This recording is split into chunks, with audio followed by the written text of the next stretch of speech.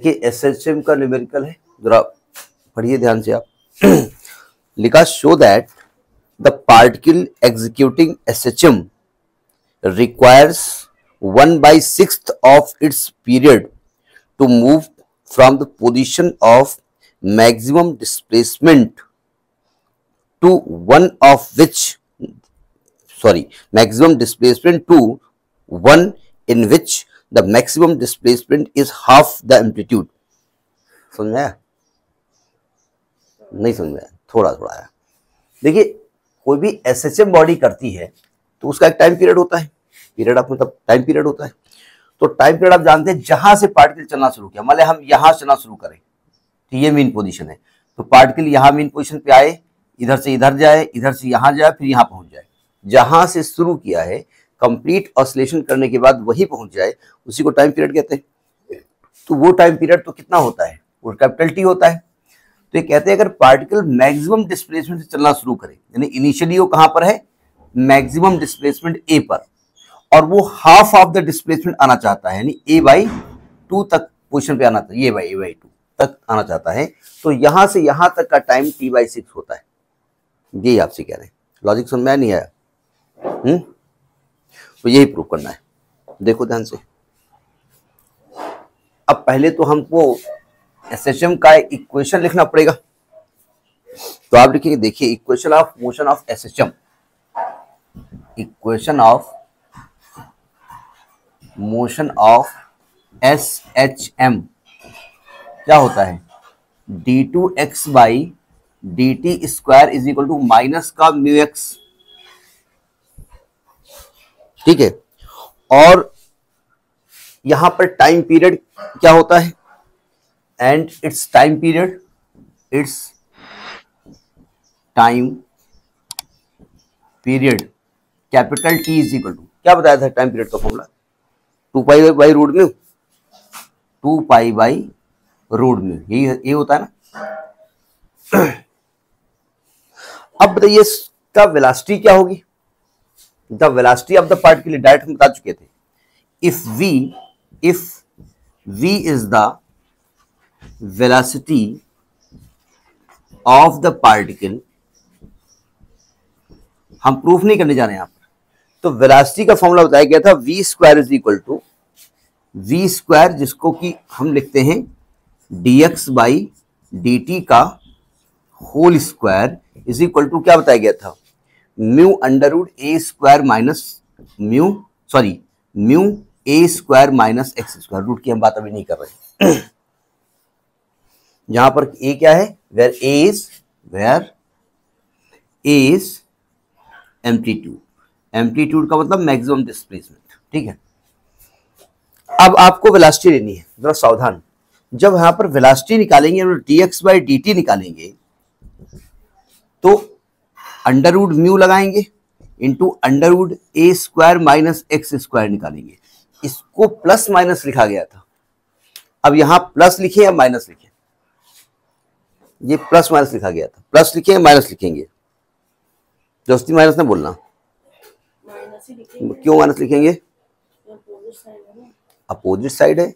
हाँ, चूंकि वो देखिए पार्टिकल अपनी मैक्सिमम पोजीशन से आना शुरू करता है टुवर्ड सेंटर, और टुवर्ड सेंटर में x डिक्रीजिंग है, ठीक है। यहां माइनस लिखेंगे, आप लिखेंगे नेगेटिव साइन इंडिकेट्स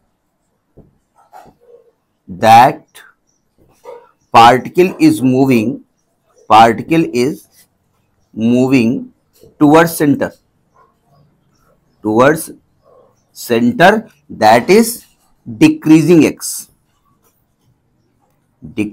x, इसलिए नेगेटिव साइन दिया गया, ठीक है।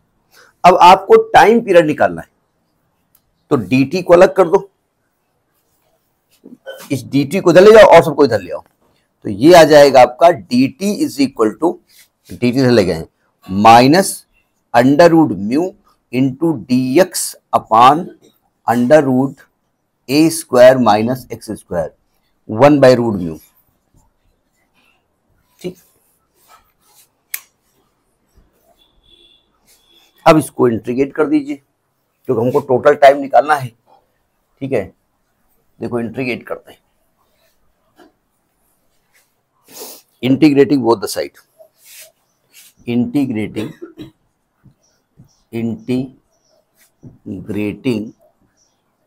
Both the sides.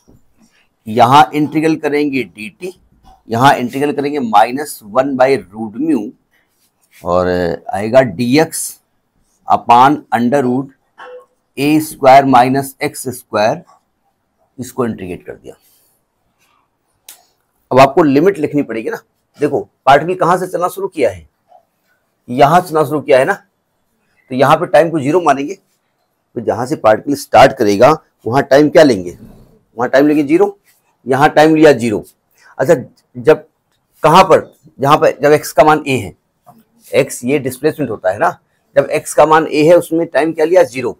और जब आपने x की वैल्यू कहां तक लेके आए a/2, तो उसमें टाइम निकालना है। लिमिट लगा दिया उठा करके, अब सॉल्व कर लो।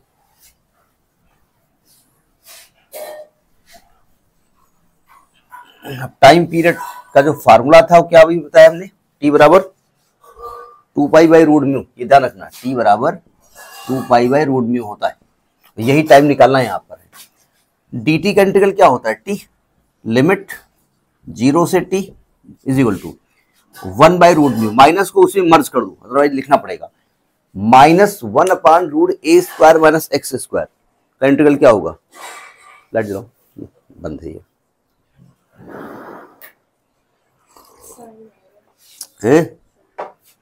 साइन इनवर्स माइनस भी उसके अंदर ले जाओ, कॉज इनवर्स। तो ये हो जाएगा आपका कॉज इनवर्स x/a और लिमिट a से a/2। देखिए अगर हम माइनस बाहर लिख दें और साइन इनवर्स x/a करें तब भी आ जाएगा। देखिए चूंकि हम जानते हैं -1/√a² - x² का इंटीग्रल होता है साइन इनवर्स x माने, अगर माइनस करेंगे तो होता है कॉज इनवर्स x माने।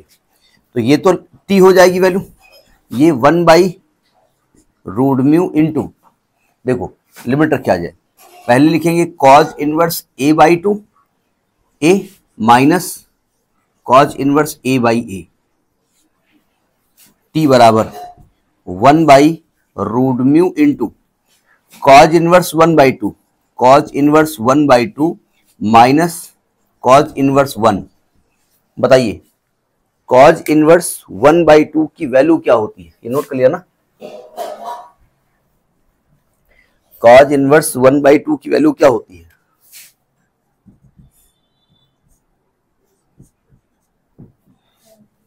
कॉज में 1/2 किसकी वैल्यू होती है, कॉज कितने डिग्री की वैल्यू 1/2 होती है, 30 होती है। 30 को पाई में क्या लिखा जाता है, अरे 30 नहीं मालूम है, 30 को पाई से मल्टीप्लाई करो, 180 से डिवाइड कर दो।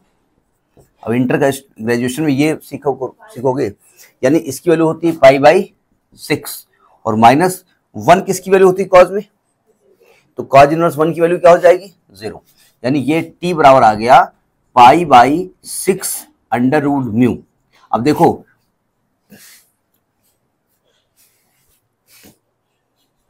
कुछ गड़बड़ हो गया क्या, π/6 होता है, π/3 होता है भाई, तो ये π/6 क्यों लिख दिया। अच्छा cos 60 की वैल्यू होती है, ये को ना 30 को, तुम गलत बता रहे हो, 30 नहीं होता है, cos 60 होता है, यहाँ तो π/6 ही आएगा, π/3 होता है। बोले आपने गलत लिखा है, अरे हमने गलत नहीं लिखा है, आपने 30 बोला था, हमने 30 को चेंज किया है, cos 60 की वैल्यू होती है। मतलब तेज बोलने से हम गलत हो जाएंगे। Very good.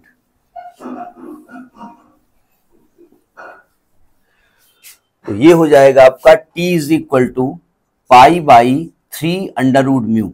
देखो हम जानते हैं 2π/√μ टोटल टाइम पीरियड होता है, तो मैंने एक काम किया, इसमें 1/6 अलग कर दिया और 2π/√μ, कोई दिक्कत, तो ये हो जाएगा t = t/6। समझ में बात नहीं आई, हेंस प्रूव्ड, ये प्रूव करना था।